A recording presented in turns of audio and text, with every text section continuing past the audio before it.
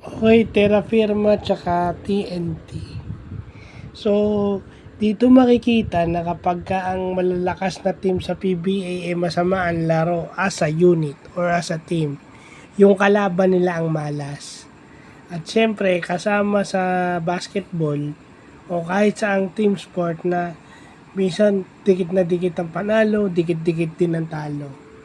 So, doon mo makikita yung advantage na meron kang 7-footer o higit pa sa 7-footer na import dahil hindi na tumatalon, kumukuha ng rebounds.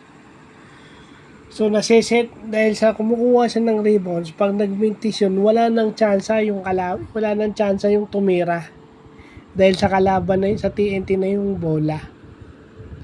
And then, once ma-secure yung possession, na-execute yung offense ng maganda.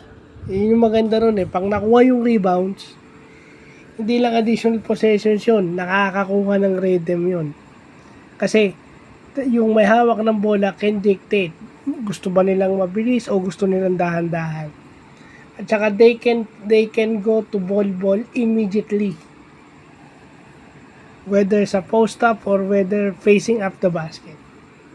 So, yun yung nakikita natin against Terra Firma na wala naman silang panapat kay ball talaga. Diba? Medyo tinamaan lang ng pagbawi ng TNT itong Terra Firma. So, lagay na lang natin sa ganun yan. Wala naman tayong dapat marami pang sasabihin dyan. But, in simple basketball terms, talagang gusto lang bumawi.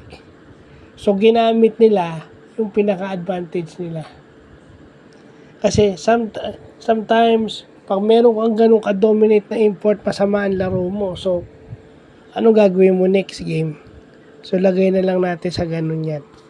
So, yan lang pa.